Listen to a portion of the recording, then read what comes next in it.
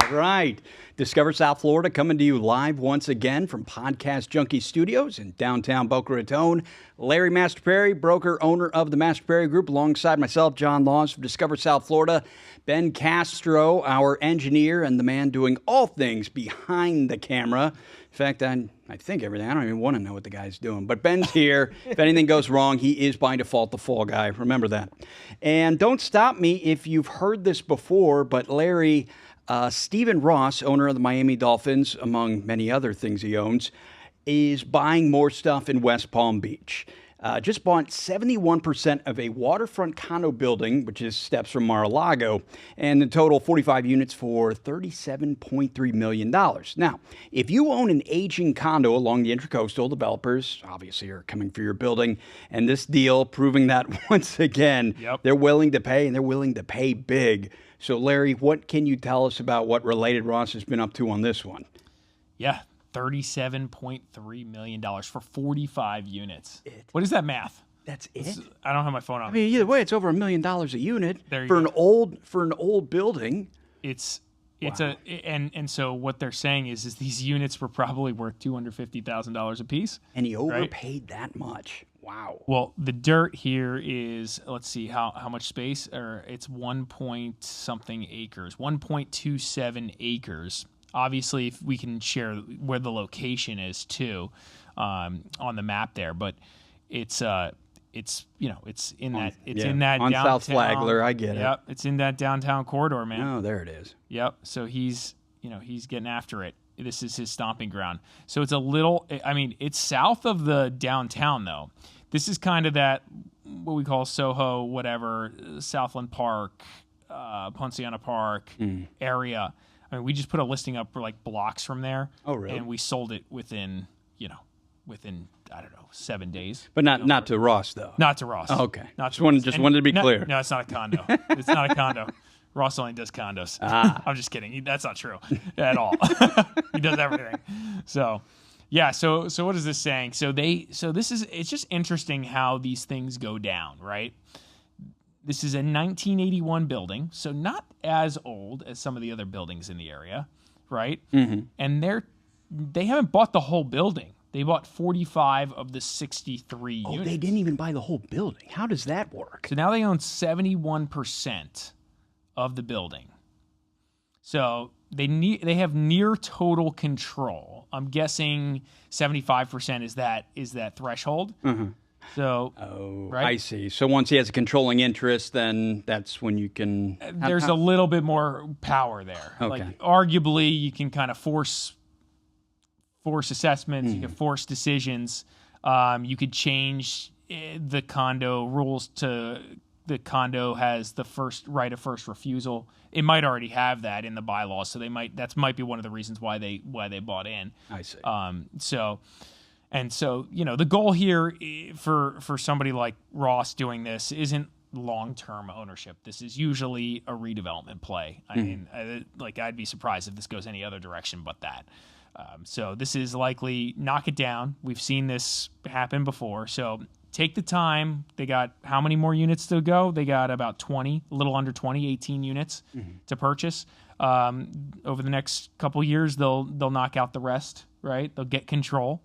Then they'll eventually knock the building down and redevelop on it and put up one of these big luxury condo buildings and then sell the condos for big numbers, right?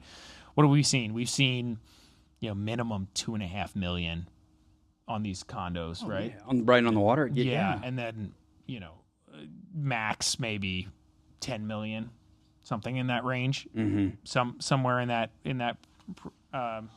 territory.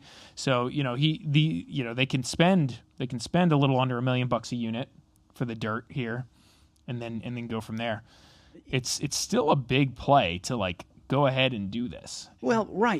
And I guess what stands out to me about it is, as we've talked about a lot of his purchases over, the past 6 months plus, how they all seem to be located in a very specific location within either downtown West Palm or just north of there. This is a little bit different. Am I wrong? I mean, this seems like it's a little different location than what we're normally seeing from Related Ross and their buying habits. Yeah, I mean, so Related in Related's done a ton of stuff all over the place, so Right. they've probably done something similar in the past. A lot of the projects we've seen that they've got like a really good model on is that Pompano oceanfront condo building development, right? And then in downtown West Palm, you see them doing everything. This is arguably just outside of downtown. That would be my argument. And again, it's on the water, but it's intercoastal.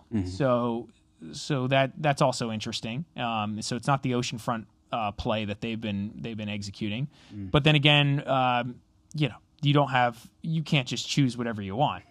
Right. In this world here, there's not a lot of land or condo buildings to take control of and knock down. There are some out there, and I'm sure there will be more. And so what's interesting here is this is just a signal for what we've seen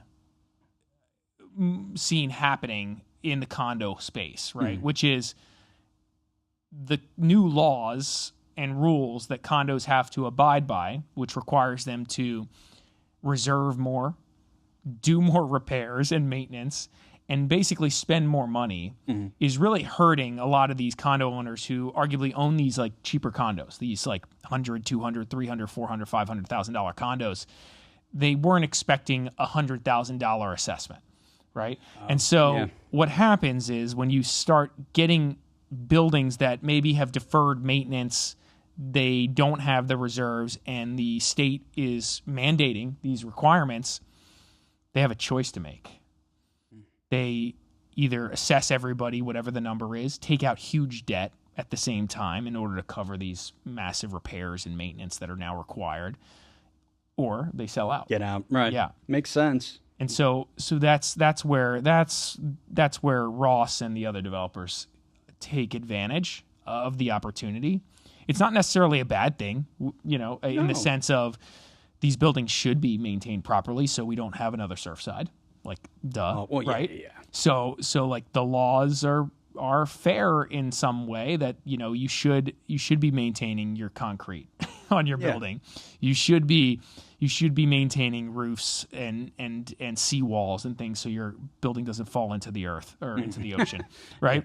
That type of stuff. Right. So like these are requirements, and some of these things are urgent and need to be dealt with. And others, some might argue, hey, we should have more time to get the reserves in place, et cetera, et cetera. And, there's been some, legislation to try to like ease up on these requirements, right? Or at least keep pushing it back. Like we had used the analogy before, at least, I did, where it felt like the kid hadn't finished his homework, okay, well, you could turn it in late the next day. Yeah. Right. It's like, if they couldn't afford those assessments then, what makes you think they're suddenly going to have it, 6 months later or however long they kept pushing back the deadline? And the big issue is like resale. So the only guys that are like going to step up and pay you $700,000 for your $250,000 condo are these developers. Yeah. And so consider it like a blessing. Even if you had all your building repaired and up to date and meeting all these standards, I don't think you could get market value of $700 from an end user. So, this is, they're paying up.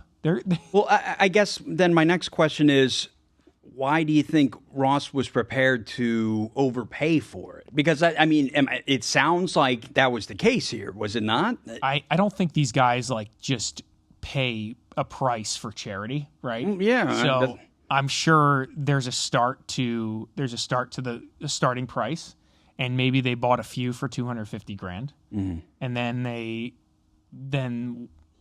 community caught wind. I see. Well, you want to get it from me, you're going to have to do a little bit better than that, and it just kind of keeps building up. And so there's like this whole model of like, how do you take down a huge building like this? You write option contracts in most cases. It's like, hey, you got cold callers, you got door knockers, door hangers, you got people trying to just get in there to say, hey, what number will you sell for?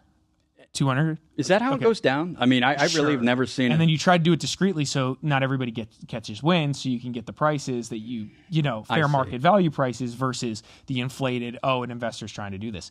We actually tried to do this many years ago with a project out west Lake Worth. It was a little bit of a different deal, much smaller scale. Well, maybe not. It was 45 doors. So 45 doors, and we had like 25 tied up under option contracts. And so then it was like, can we get the others? And it was evident that, you needed a lot of liquidity to be able to continue to buy these out one by one, because the buildings weren't you couldn't finance them. You still didn't have control at 25. You needed to get to 75. So like the threshold for like execution for these bigger guys, or even somebody like me who's like doing this with partners, would be you get the control so you can then, change the rules. I see. And move on. And we weren't even going to redevelop it. We were just going to buy it out and run it as a multifamily operation. And so, but the maintenance was so deferred over there that you needed control of the community in order to even start renting these things out for a number that somebody would want to pay to live in there. Yeah. And that would make sense to buy these things. So we ended up backing away from that deal after a lot of work by some of the partners that we were working with had put in, but they had all these option contracts all presented and ready to go, and they were just trying to get the last like 5 or 10, and it was like, okay, what's the probability you're going to get these? And so 71% control feels pretty good, especially for guys that do this for a living here, right? And so, these guys do this more regularly than not, right? And they have a war chest. This isn't a problem for them, right? So. A bottomless war chest, it feels like, just on and on and on, purchase after purchase. What I found interesting, though, is like I kind of pulled up some like just local comps on that like little area right there. And, there's condos that are on the water there that range from $370,000 at the lowest. So the fact that they were saying these were probably worth $250,000, maybe that's not true. Who knows? Maybe they were worth more. And then at the highest, $3.2 million, right? So most of this stuff, though, that's in the condo portfolio here is like a million. There's stuff in the millions. So this market the business model that they run here, it's likely they're gonna be able to execute just fine here. There's demand for this stuff, and especially in that southern Palm Beach, West Palm Beach market, the single family homes surrounding that area are expensive. They're expensive. That's already kind of priced in. So if you're an investor and you're thinking like, or a homeowner, and you want to buy into like an up and coming trendy area, West Palm Beach is kind of interesting. When I look at the map, though, I think about North Lake Worth, which borders South Palm Beach, West Palm Beach. And that area seems more interesting to me because I don't think it's fully the pricing has come down that far yet, but I think it will one day. And so that's where you kind of get, in my opinion, into a little area where maybe there's some value. So I would encourage people who are looking in that area to take a look at North Lake Worth and consider that instead of paying the big West Palm Beach address prices, which is where all this stuff is. So, okay, all right. So as we keep it moving here, would you like to lead us into the next topic about Florida dominating national luxury real estate gap rankings? Because that's so gracious of you. Yeah, well, I think you've earned it. But you already read the title, so you. Oh, all right. Well, ruined fine. it for me. Fine. Okay, so Florida now has 5 metro areas in the top 10 for the widest gaps between regular homes and luxury homes in America. Miami just overtook New York City for the most $1 million listings in the country. And if you think South Florida's housing market is expensive now, well, wait until you see what's happening at the top. That's a bold statement. According to new data from Realtor.com, Florida is home to 5 of the 10 metros, as mentioned, with the widest price gaps. So let's see, who do we have here? I think what's interesting to just call out is for certain areas they quantify luxury prices differently, right? Okay. And so luxury starts around 1.19 million, which is about 3x the national median home price of $399. But in certain areas, example, Florida's biggest luxury markets, luxury homes can be 4x, 5x, 12x more expensive than the typical homes. So what you're seeing is this gap, which is unique in South Florida. It's like you have the Billionaire, Right. And then you have the $100,000 condo, right? Or whatever. And this is what's like just weird. It is weird. I mean, the fact that I'm literally renting a place and I'm like across the street from Billy Joel's neighborhood. Like, that's the weirdest. It's the weirdest thing ever. That's a great point. I mean, you could walk to Billy Joel's house. Like, so, and you're renting a little condo. Yeah. Right. So that's kind of, it's very, very unique. It's something that I didn't experience. I'm sure you didn't experience growing up either. This is different from the rest of the country. You could be living in like a very low income neighborhood and walk a couple blocks and there's Ferraris driving down the street. This is not. I never saw a Ferrari growing up, right? No. So like not in person, not like in the street, and this is what we experience here, right? For sure. So. Let's see. It shows how much more expensive the top 10% of homes are compared to the typical home in the market. So you were about to say, hey, which places, right? Right. So Key West. Okay. Yeah, well, Key West. Which is interesting. I didn't expect Key West to call that one either. But think about this number. Luxury starts near $5 million in Key West. That's about 12.5 times the national median. Yeah. Home value. A lot of celebrities have been buying places there too lately. It seems like so. I've had some luxury investors that have been working with me, kind of refocus on Key West.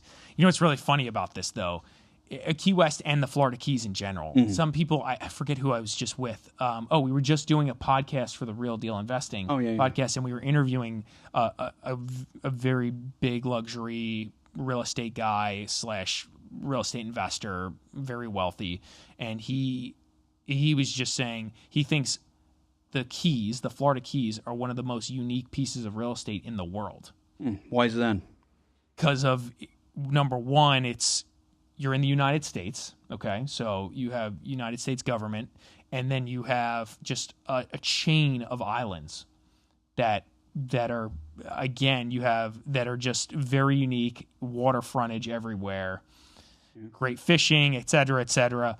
So he's just very pro. He's just very, very pro that it's a very unique real estate market, and that there's a lot of upside there.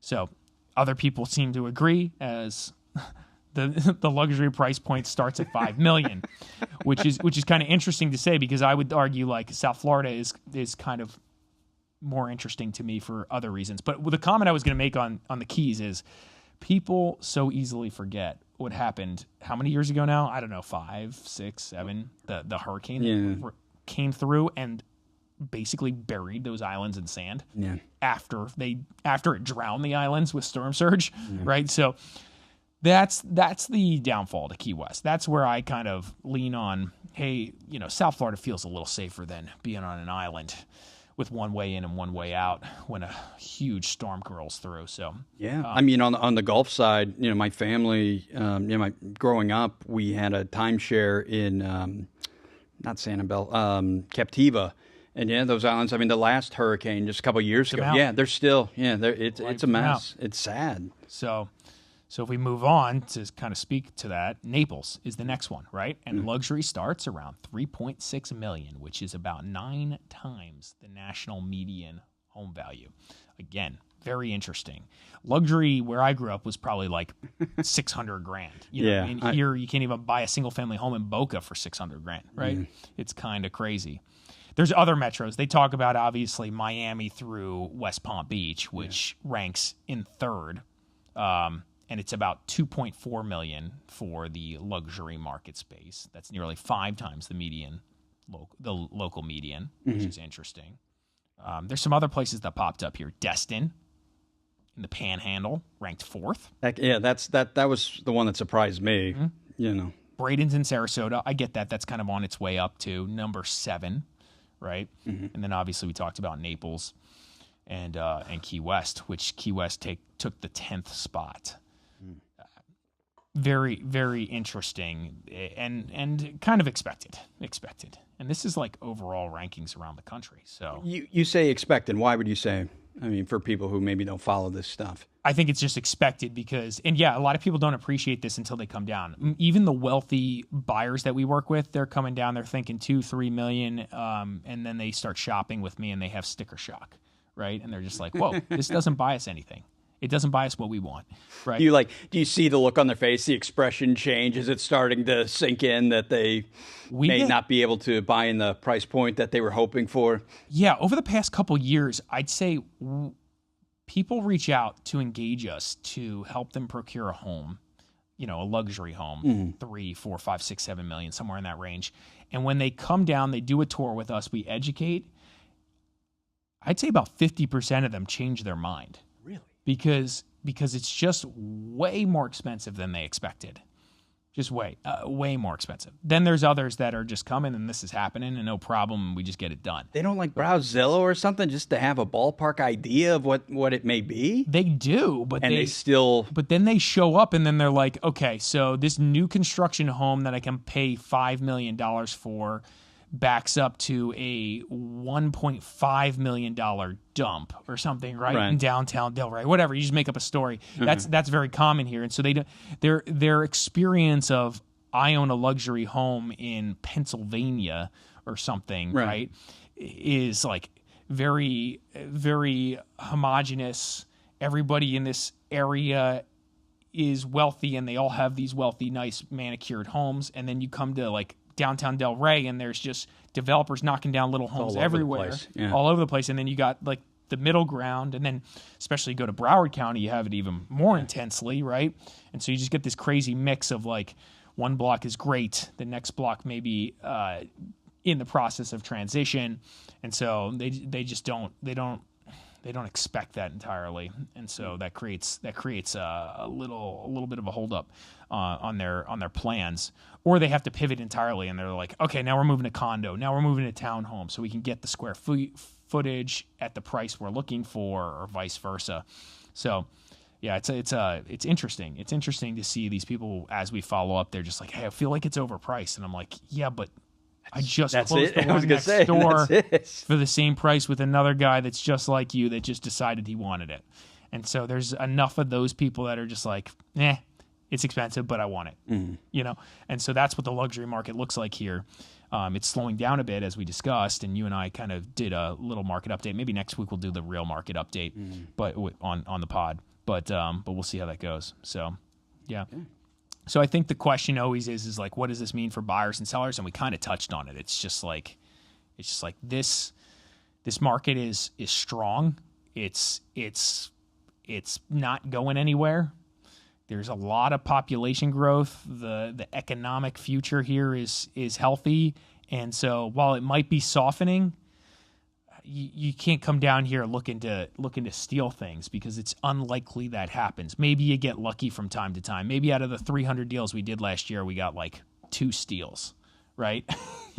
So the percentage is super low. And I would quantify a steal as not even what you would probably quantify a steal as, where it's just like, oh my God, I paid 50% of what it's worth. There's no world that happens.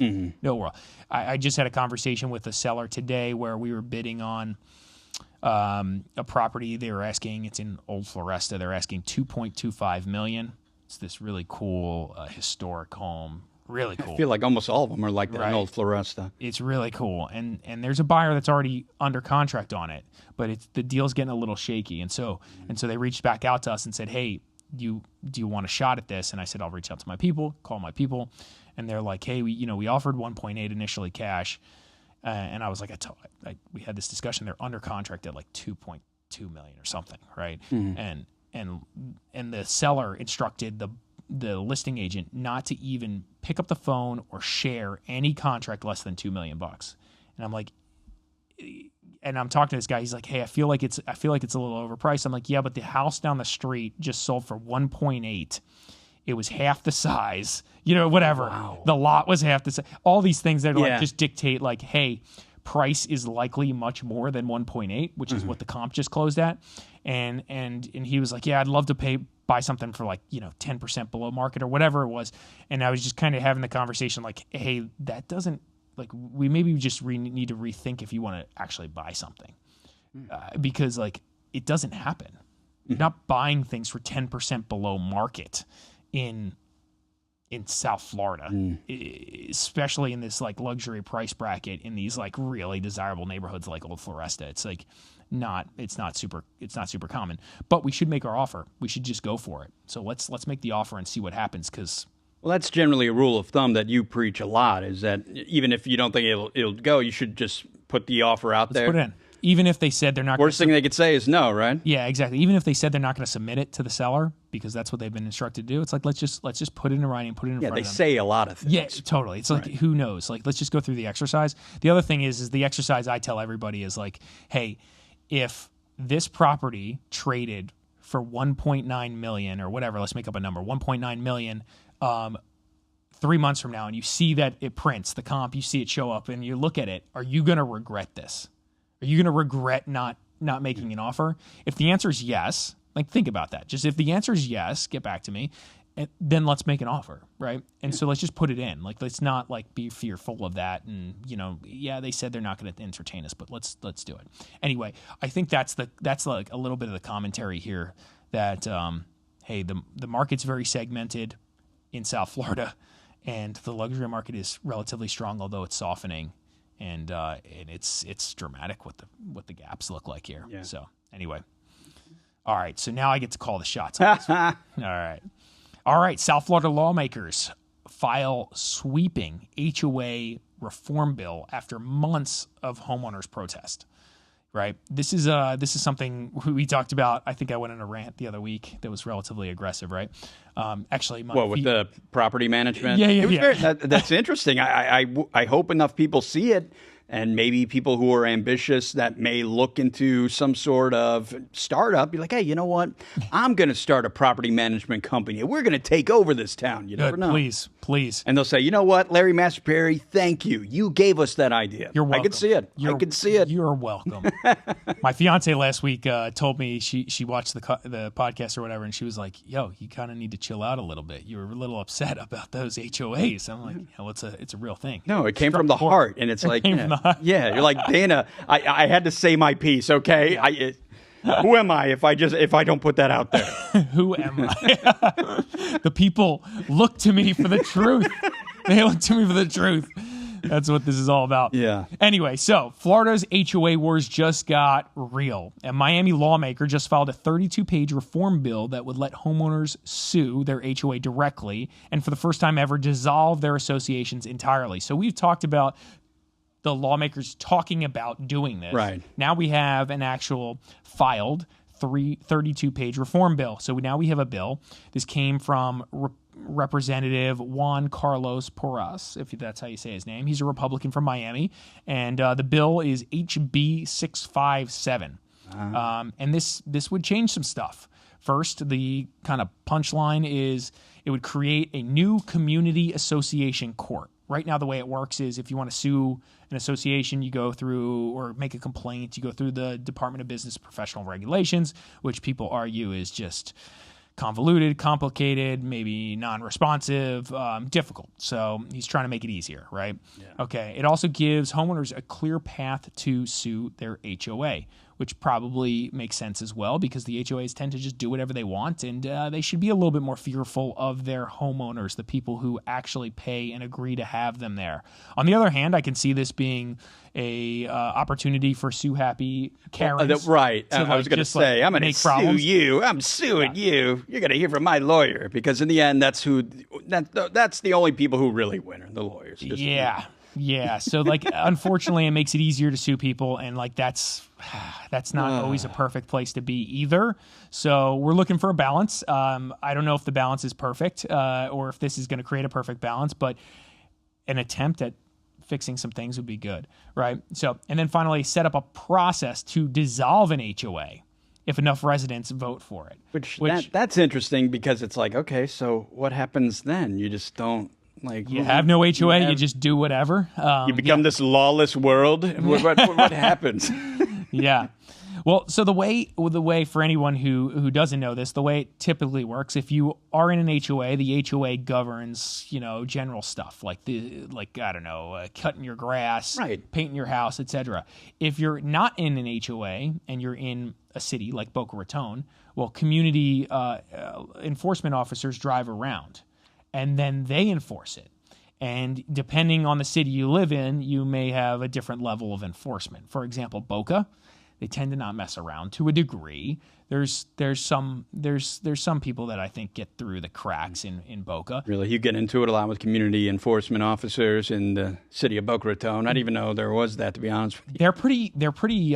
They get it done, man. Really? Yeah. Well, I've said that before. Just noticing things, street lights that are out, things like that. That a week later, everything is always fixed, or somebody's paying attention to it. And having lived in enough places, I tend to notice stuff like that. So I'm like, wow, no matter what's going on, somebody at least is paying attention. And so, like those code enforcement officers, there's code by the city, like, hey, you can't let your grass just grow into a jungle. You can't just board up your windows and make a dangerous place. You can't just pile whatever garbage on your curb, like things like that, right?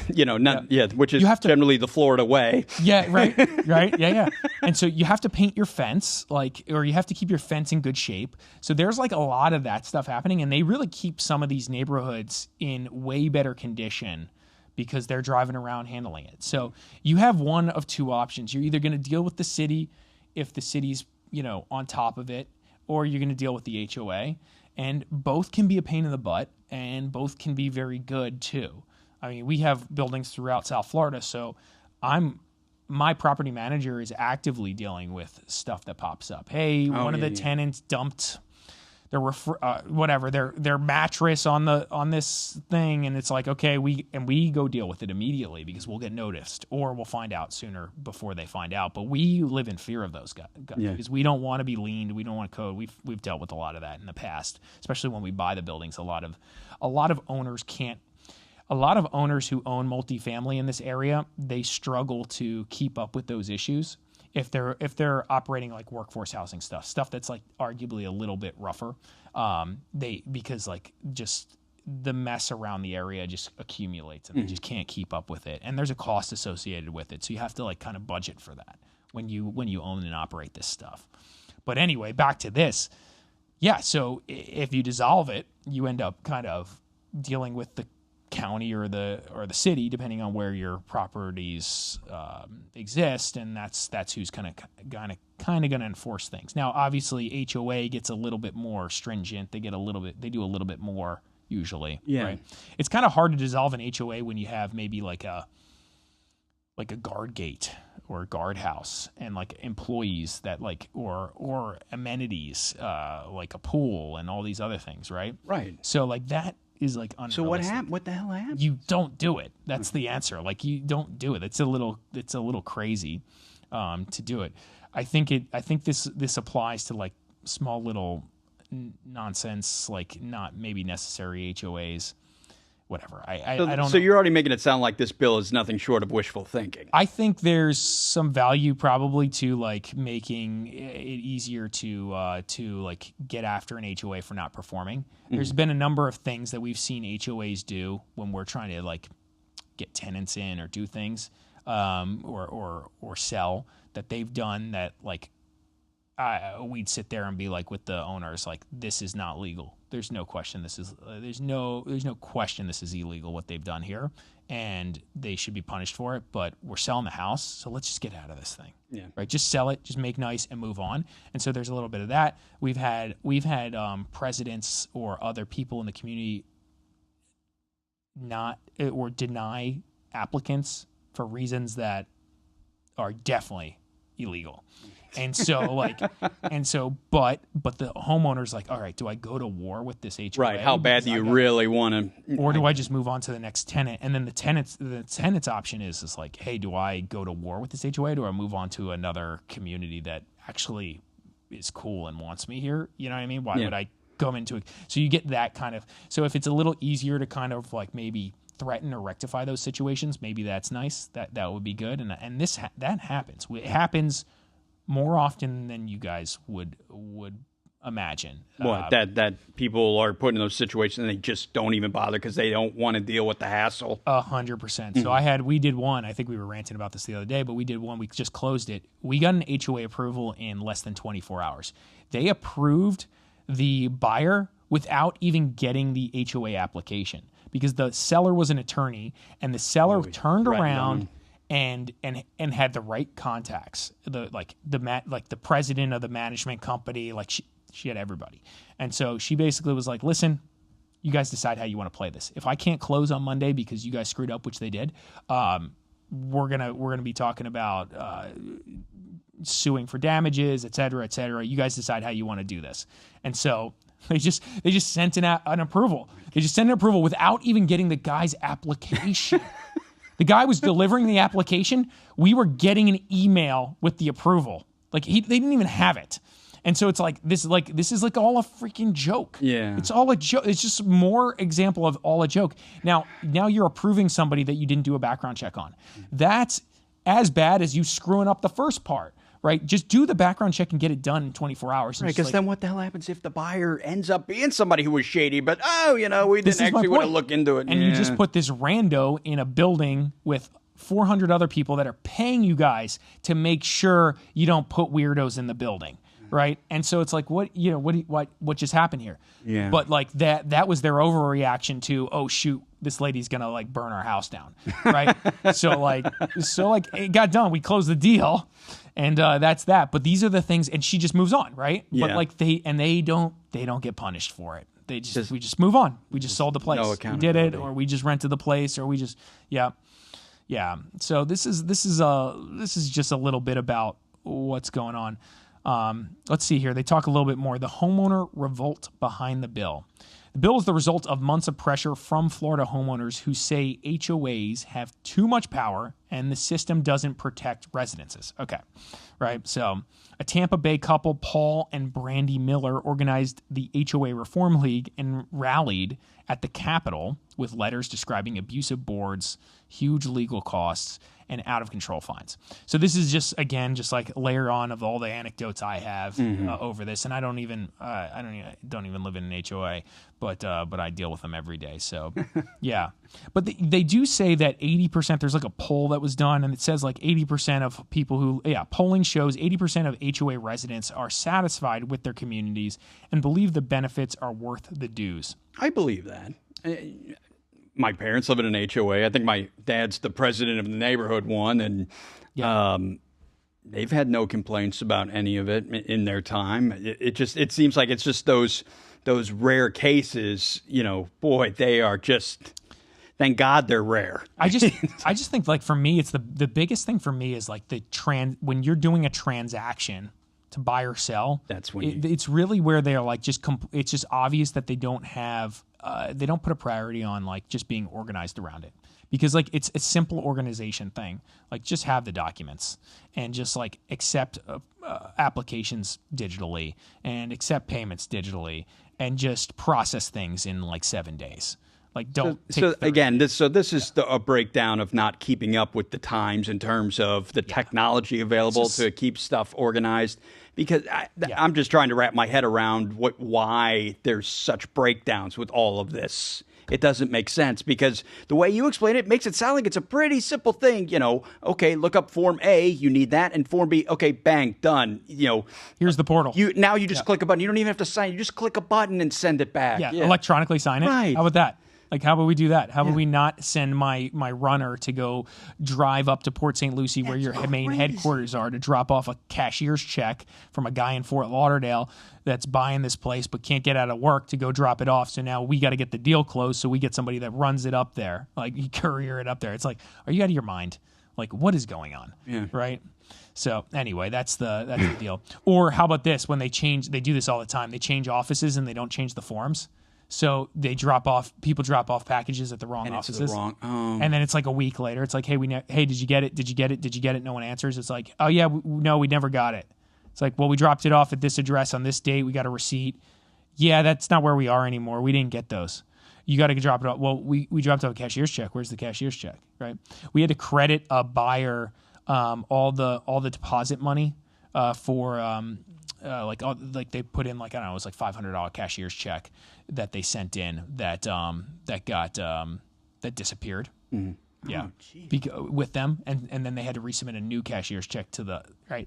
So it's like that. This is just like, it's just like, dude, like if that doesn't get you fired up, right? And like these sellers, like, yo, like super upset, but again, they're just like, okay, let's just credit them $500. Let's sell the house instead of going after the HOA, make it a problem, because then they're definitely not going to approve them, or they're definitely going to drag their feet. So they'll, out of spite. I get it. It's just like if you make enough noise, the lady behind the desk is just that's answering these emails, that's managing. She's like, these guys, no, take your time, right? It's not they're not going to deny them, like they'll drag it out. They'll take 30 days. That's the rules. They'll take 30 days, right? You have it. So it's like, okay. So let's just be friendly with these people, be sweet, talk nice, happy conversation, and just take it. That sucks. Let's move on. Okay, yeah, geez. I think I'm going to go lay down in traffic now. Right? That's horrible. All right. So redevelopment of the Paramount Theatre in Palm Beach into a private club. This is at 139 North Country Road, Palm Beach, Florida. Because they need another private club in Palm Beach for sure. Yep, that's it. That's what we need. That's what we need. So one of Palm Beach's most iconic landmarks is about to get new life. The historic Paramount Theatre, designed by the same architect who built Mar-a-Lago, just won preliminary approval to become a private club with a public cafe and a single luxury residence. Kind of interesting. The single luxury residence thing is kind of interesting, right? Yeah. I don't know how to say this guy's name. Warner. Okay. Warner Holdings, a West Palm Beach-based family office, has won preliminary approval to redevelop the landmark Paramount Theatre in Palm Beach into the private club cafe that we just talked about, right? Which is interesting. This home was built this property was built in 1927 by Joseph Urban. Yep, the same architects behind Mar-a-Lago as we discussed. After operating a theater until 1980 and later as a church until 2021, the building has sat largely unused. So these guys bought this in 2021. This family office based here on West Palm Beach, and the town council initially rejected Warner's first plan in 2024 due to concerns over traffic and density. That's what we're talking about. Changed? That's what it looks like. What changed? What changed exactly? So it's kind of interesting. So what they proposed initially. Let's talk about what they came back with. The firm came back with dramatically scaled back proposal, cutting the club from 45,000 square feet to 5,000 square feet and adding a public cafe. The revised plan could win final approval next month. So they've kind of gone through this. So it's a little bit of a bummer where it was going to be and where it is now. 5,000 square foot club. Yeah, so like a little different, right? Yeah. 45,000 versus 5,000, very different experience for sure. And then also they wanted membership of 475 people, and now they've proposed 175 Yeah, I bet they do. Yeah. So it added 5,400 square feet as a cafe with seating of up to 80 that will be open to the public, a neighboring amenity that wasn't originally on the plan. So that's kind of interesting. I'm sure the cafe will be pretty cool and a cool place to check out. And then the private club will just be this small spot. But now they also have a single family home, right? The redevelopment will also include a single luxury residence on 3rd and 4th floors of the building, which is kind of interesting. So they call it a single luxury residence. So how does that work? Somebody's going to actually just live there? That's what it sounds like. Or maybe it's leased for periods of time. Okay. This would be interesting. The club itself will have church-style seating for 200 guests, preserving some of the building's theatrical character. Warner used the Florida Land Use and Environmental Dispute Resolution Act to negotiate the revised plan without going through litigation, and the town council discussed the project for 4 hours before voting to send it to the Landmark Preservation Commission for final review. If approved, construction could begin later this year. Man, it sounds like they didn't really want this to happen. 4 hours. What did you talk about for 4 hours? It was like 3 hours and 45 minutes. Just, we took a nap. God, I would be like, guys, can we just like move it along here? 4 hours. Jeez, oh man, I get this matters, and it's like, it's an important landmark, et cetera, but still. It sounds like they're going to maintain it. So what's the problem? It's actually just sitting there, isn't it? Exactly. The positive is, hey, there's going to be like something there. It's going to be used. It's going to be nice looking. It's going to be clean. They paid $14 million in 2021. Wow. Nearly 4 times what the church paid for it in 1996. Yeah. That's serious. And the building's registered as a national register in the National Register of Historic Places, right? So the project qualifies for tax abatements and all the fun stuff that that comes with. So I'd hope you'd get something for that $14 million. Yeah, totally. So, yeah. So $14 million for a 4,500 square foot club. Yeah, this is interesting because this doesn't feel like it doesn't feel like an investment as much as it is just a project for enjoyment. Yeah. Or flex, yeah. The new single residence will be rare, ultra unique home inside this historic Joseph Urban building. And nearby properties could gain value once the cafe and club bring more attention and high-profile visitors. I get that. That makes sense. And it's going to be super exclusive. 175 members. I mean, that's very few people. So it'll be interesting. And then I wonder what they're going to what price tag they're going to put on this property. Right. You can imagine. I mean, they paid $21 million for the property itself. So let's just start there. It's going to be. I wonder how many square feet they're going to have in this thing. It's probably going to be pretty big. So, kind of interesting. Yeah, we'll see where this goes. Okay. Well, I do know in Sunny Isles, they are going to build a skyscraper, which will be one of the tallest beachfront luxury buildings in the county. I think they meant country. The developer behind the celebrity-packed Porsche Design Tower is back with an even more ambitious project. This is the Bentley Residences in Sunny Isle Beach and will stand approximately 749 feet tall, which will make it the tallest beachfront tower in the area, with residences starting at $5.8 million. Okay, so is it Desert Development? They are the firm behind a wildly successful Porsche Design Tower. Yes, and they will be putting up this Bentley residence currently under construction at 18401 Collins Avenue. 62-story building, and it features a diamond quilted glass facade inspired by Bentley's interior design and includes the famous Deservator car elevator that made the Porsche Tower a celebrity magnet. All right, so kind of interesting. Yeah, right? The glitz and glamour of 216 residences. These will range from 5,200 square feet to just over 6,300 square feet. Again, prices starting at $5.8 million and topping out at a cool $37.5 million. Let's go for the penthouses. All right, maybe. All right, yeah. So this is basically North Miami. Yeah, right. This is everything right? Miami to a T. Just what I'm reading. If you kind of look at the map, you see where Sunny Isles is. It's just north of Bal Harbor. Bal Harbor very well known for being super exclusive, super wealthy, and so this area on the water there will drive a premium. It will drive a premium, just like some of the other projects that have preceded it. Right. Mm-hmm. So we'll see where this goes. It'll be interesting to see how these developers do with these new projects that are coming up, right? We've talked about this. We've seen the luxury market slowing a little bit, but on the other hand, we've also seen the luxury market hit record dollar sales volume, thus the gap. So like we've seen, I think last year, 2025, we can fact check this later, but I believe it's in here somewhere too. So I'm reciting something that I read. It's they said South Florida has hit, or at least Palm Beach County has hit, the second highest sales volume on record for luxury sales. Yeah, which is huge. Yeah, and that all comes while we're experiencing a little bit of a slowdown, right? The absorption rate in the luxury market is in the 10 months range, right? Somewhere in that range, above that. We looked at this more recently. Yeah.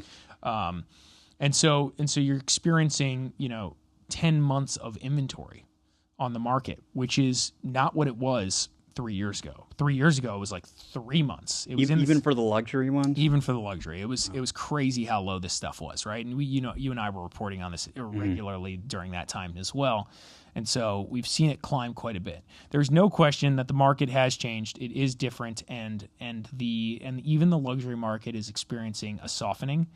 But while we say that, we're also seeing record number of buyers entering the market and acquiring these luxury residences. So we'll see. I think more softness is to come. I don't think a lot of people want to say that out loud in the luxury space. I think if you ask a lot of brokers, they're pitching the positive, so that way they can do transactions and deals and convince other luxury buyers to come to the market. But at the same time, what we're seeing, especially in the condo market, the luxury condo market, after like the Related Group delivers, these big buildings like Casa Mar and Sola Mar, you start seeing people putting these condos back on the market, and you're starting to see increased inventory. And then at the same time, you're getting delivery of the W in Pompano. Yeah. Not to say that they're delivering anytime soon, but like buildings like that are delivering, the Ritz-Carlton, et cetera.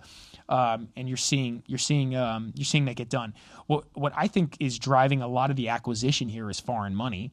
And that foreign money sometimes is speculative money. And so, that money comes in, they buy the condo, and they hope that they can sell it for $1 million more, when delivered. I mean, I whatever get it, the number is, but, right? But that's just like, that's many, that the units are all owned, but yet nobody's there. Like, but nobody's there. I hate that. Yeah. And then they put them back on the market, and that's what we've seen a lot of. And frankly, we know a handful of these guys that do this stuff, and we sell for them a handful of their properties, and some of them are getting caught. Like they're just sitting there, like, oh man, this isn't working out. We're definitely not making a profit. The question is can we break even? In some cases, one of the steals I was referencing earlier from 2025 is there was a guy who bought in one of the buildings here locally. He paid, I don't know, he was probably all in for 3.2 or 3.1, and he was asking 4, and we showed up and offered 3 or like 2.995, and we went to all 7 units in the building and said, hey, we're value buyers. We're buying on basis. We don't care which unit it is. Assuming like the views are correct, we're going to price accordingly. Right. But whoever wants a deal, talk to us. Yeah. There was one person that raised their hand. I was like, yeah, I'm selling this. If anybody sells in the building, it's me. Otherwise I'm going to lose my mind. Right. And so it's like, okay, well, here's our offer. And that offer was $1 million light off his asking. And he did it. And he did it. And so he lost money on that. He lost money. The guy's well-to-do. It's fine. He's going to be all right. $1 million transaction. It's fine. He could have held it if he wanted to. He just wanted to get rid of it. Yeah. So it wasn't even a distressed situation. He was just over it. He had been on the market a while, but this is a perfect example of bought during pre-construction, put it on the market after construction was done, and couldn't get the number he paid pre-construction. This is like not heard of recently. And so we're seeing it little by little here. And I would say that this is going to keep happening and inventory is going to climb. So my only question here, and maybe it's somewhere in the notes and I overlooked it, but having the name brand attached to it, in this case being Bentley, are they footing the bill to get the construction started? Because so often we talk about, you say it takes pre-sales and they got to hit a certain threshold to get things moving. Does that factor into this at all, or is it just... So you have developers that go and partner with brands to use their name and likeness. Okay, so it's not a case of, I'm picturing like, some sort of company like putting their name on the side of a sports arena or something. Exactly. So it's more the opposite. Okay. Or it's a partnership where Porsche Design has some influence over what the developer is going to build and the aesthetic and the material choice and the car elevator that made this place epic, right? So whatever they did when they were thinking about doing this developer, that early on at the first project, it was like, hey, and that was kind of it was unique at the time. They weren't doing this everywhere. Now this has become a thing, as we've talked about, right? It's become a thing. Yeah. Ritz-Carlton, W, whatever you name all these big brands, Mandarin. There you go. Like you just keep naming these brands. They're all over the place now. This is a thing because they feel like they get a premium for this. But Porsche probably has some level of influence over, hey, like let's work together to make it a car fanatic type building. Okay, let's put a car elevator, right? Here's the idea. Really cool. Can we do that? And then the developer's like, you bet we can. Let's see if we can figure it out, right? And I'm sure there's like some design meeting, right? Yeah. And so the developers try to partner with the brands to, like, if they think it's going to drive a premium, and the brands get some value from that, of course. Okay. So that's how it works. Yep. Okay. Yeah.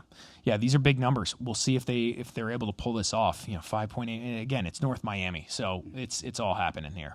So, okay. Yeah. Well, on that note, you want to talk about Oracle? Oh yeah, we got one more. All right. No, we got two more. Yeah. All right, let's go. All right, this is great. This one's good. Okay. Why Oracle's founder just closed a beloved safari campground. People are up in arms. Well, I got a little emotional when I first heard about it because I thought, I don't know, I thought it was going to be a pet project or something, but yeah. Well, he just closed the campground. He didn't close the whole place. Okay, yeah, well, so a lot of people are not happy with Larry Ellison right now. Now we got politics involved, and people get crazy, and then somehow a beloved safari campground gets involved, and that's where I'm like, no, we are putting our foot down. This is it. This is where it stops. Yeah, right. We're gonna tell the truth. Yeah, I'm gonna argue and whine about this to nobody, and I'm gonna feel like I accomplished something. There we go. All right. So let's give the recap here. So Larry Ellison, who's Oracle's co-founder, if you didn't know, just paid $30 million for Lion Country Safari. We talked about that. And now he's shutting down the neighboring KOA campground that's been a transition for generations. Yeah, it's been family owned, I believe, for like half a century or something. Yeah. So it's a big move. It's a big move to buy Lion Country Safari. We were pretty surprised by that, right? It's unique. But then we learned that, he owns other stuff like this. And he's a conservation guy, we think. But now as he shuts this down, this feeds into the greater ideas or conspiracy theories that he's doing something sinister. And so let's talk about it. So if you don't know where Lion Country Safari is, it's just west of West Palm Beach, and Larry Ellison has been pretty active in Palm Beach. And so this is kind of all part of all the billionaires getting together to buy everything in West Palm. That's kind of the move, I think, right now. So he's shutting down this campground as of April 30th, 2026. And is no longer accepting new reservations. So guests with existing bookings will receive automatic refunds by February 17th. Wow, he's just doing it. Here's where it gets interesting. This is what we're about to talk about. So I've seen people talk about this. So here's the theories about what he's doing. So they're spinning theories. Private nature retreat, maybe. That's what we talked about first. Sure it is. Okay.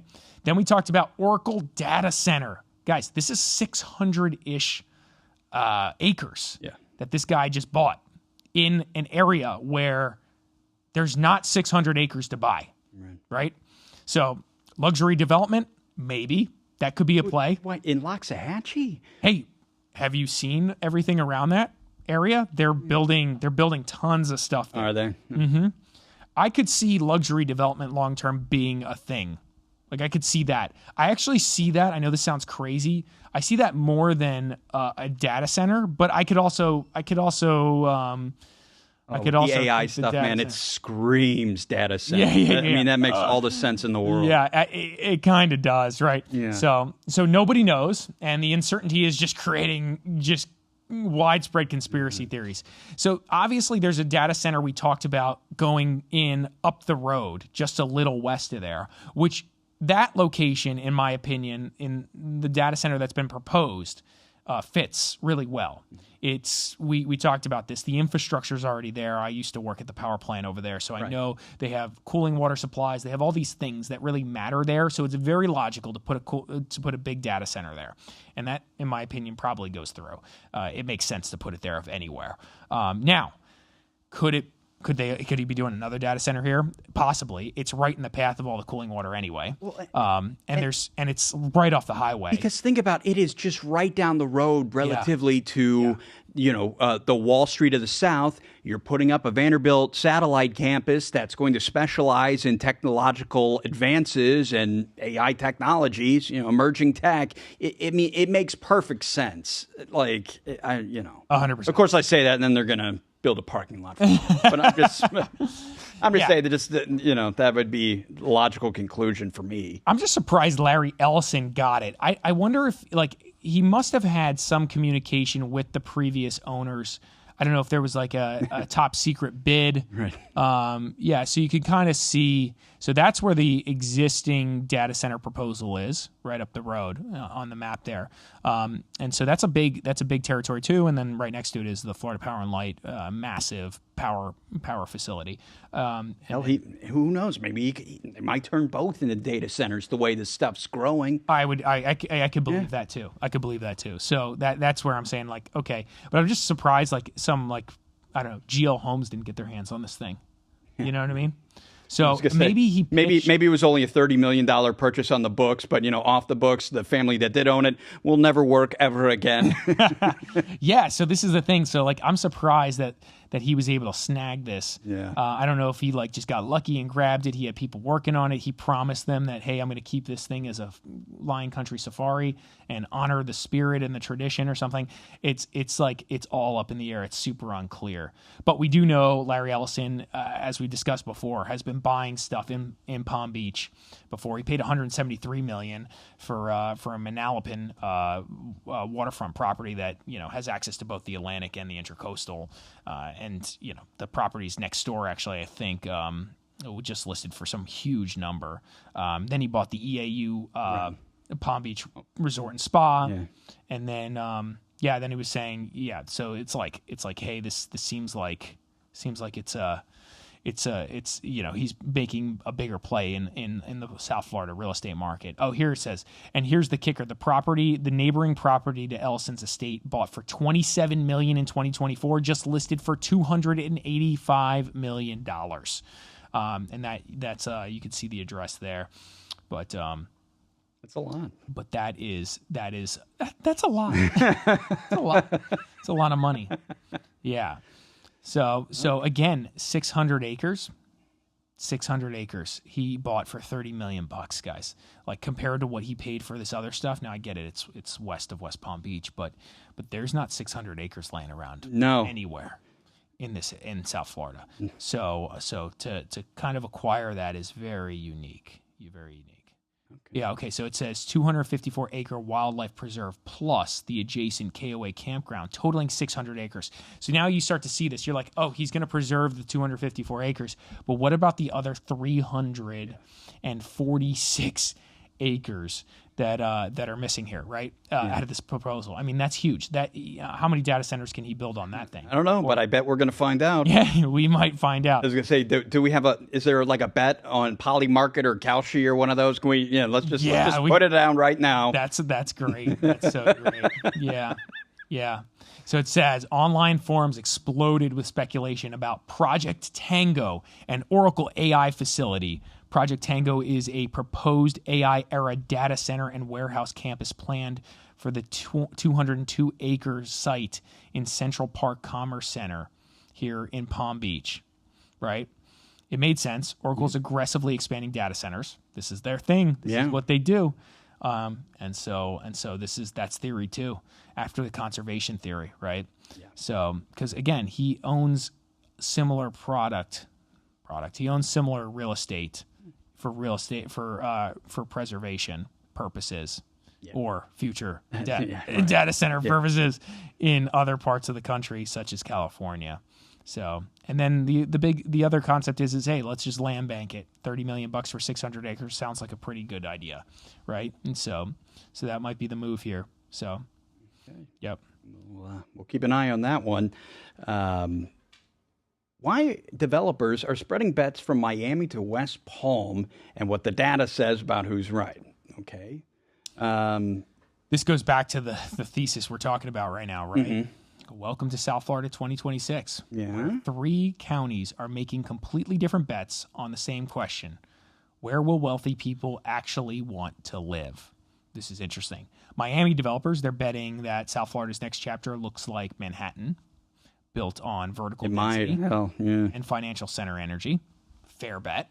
Fort Lauderdale is taking a little bit of a different swing, breaking ground on waterfront icon towers, even as luxury condos can take about 14 months to move. They're doing that. As I mentioned, 14 months, 10 to 14 months of absorption rate or months of inventory right now. It's climbing. So that bet is, that's a bet for sure. And then West Palm Beach is leaning in, way in, on rolling out roughly $10 billion in transformation projects tied to corporate relocation and whole Wall Street South thesis, right? All of this seems like it's applicable, right? It's just different. I mean, they're all kind of. I mean, even as they are now, they're all kind of their own thing. Each town, each metro area does have its own vibe to it, essentially. Yep. And what we've seen is when we were comparing Broward County to Palm Beach County in the most recent market report that we did, we saw that Palm Beach County was feeling stronger overall. The sales volume ticked up. Days on market were a little better. Price appreciation on average was better in Palm Beach County. So we've seen Palm Beach County move in a more positive direction or feel like it has a more robust real estate market. But this is kind of, I don't know, it's splitting hairs on some level. Like Broward, Miami-Dade, they're all strong real estate markets. They're all strong for their own reasons. They all have their own drivers, right, or attractors, right? Palm Beach is unique because you get a little bit more space, a little bit more suburb, which is crazy to say that. Yeah, it's insane to say. Yeah, because it doesn't feel that way. But when you compare it to Manhattan or Miami, you have a different perspective, right? Right. But that and so with that being said, you get a little bit more new stuff in certain areas of Palm Beach County, right? Because there's just been more recent, newer development in certain areas there, just because there's been open land. There's been more GL communities and stuff like that. You really have to go to like Homestead or other areas in Dade to really find that new construction master plan community. They're there, but they're just like very spread out. I mean, Dade County's huge, right? So what are they talking about here? Miami goes full Manhattan. Miami developers are betting South Florida's future looks like New York City. And this is an argument a lot of commercial brokers have made to me while I've been buying my commercial stuff. It's just like, Larry, just pay the number, right? Pay the number. Why? Because like the reality is like, yeah, we know the cash flow doesn't look that interesting, but like long term, the appreciation is so wild here. It's just going to look like New York City. It's just going to look like Manhattan, where cash flow, you're not really borrowing at 75% loan to value and cash flowing on assets. You're borrowing at 50% LTV because values are so high because appreciation and just the asset itself is just worth so much. And that's something we haven't just adopted. We're just not paying for just anything. We're still able to find some things that cash flow, but it's very few and far between when it comes to investment stuff. And so that's kind of the argument that these, multifamily brokers give you. It's like, hey, this market is changing and you're early still. You're still early. And so this guy, Eric Rutter at Oak Row Equities, just spent $520 million on 4.25 acres in Brickell Bay. Well, I was going to say Brickell's the one that I always see that, my goodness, how much it's grown over a very short amount of time. Yep. So this is one block from where Citadel is building South Florida's tallest office tower. Yeah. Right? Okay. So here we go again. So these guys are all, it's just like the billionaires kind of moving the market down here, right? It's like they're doing it. Well, the demand has to be there though too. And so it might be foreign money like you were saying earlier. There's a mix of it all, and Miami's definitely got that. Miami has definitely got that, but South Florida as a whole has that. So, infrastructure play. Miami isn't just talking big; they're building big. Miami World Center, 27-acre mixed-use development. Signature Bridge connecting downtown with the beach, creating 30-plus acres of parkland. That's nice. That's pretty cool. Brightline expansion, new spots in Aventura and Boca. making the whole Tri-County region connected by high-speed rail. This is a thing. This like Boca connection here, we could literally walk to the Boca Bright Line from where we're at right now, and it is a driver for people buying around it who work in Miami maybe 2 days a week. They commute down, jump on the train, they're close by, and then they get back, and their wife can raise the kids in Boca Raton in a school zone that they like, et cetera, maybe a little bit more less urban is probably the better word, right? So as Miami goes vertical, Fort Lauderdale betting on something different. They're pushing the waterfront luxury with space positioning itself as Miami's sophisticated alternative, which I kind of feel like a sophisticated alternative is an interesting way of putting it. Both Fort Lauderdale and Miami are awesome cities, and they have awesome economic futures.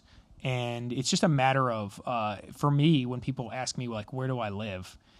They're two different cities with two different cultures, if you will. And so you have to decide what preference you have, like who you want to be around and what type of culture. Obviously, both these cities have everything for everyone. And so that's not really a thing. It's just like you just got to get in there and decide if you like the feel. And Fort Lauderdale, just like Miami, but Miami more so than any other city, there's a lot of different places within Miami to consider, right? Like we just talked about Brickell. You can go to the beach. There's so many, a design district. You can go down the list. So anyway. Okay.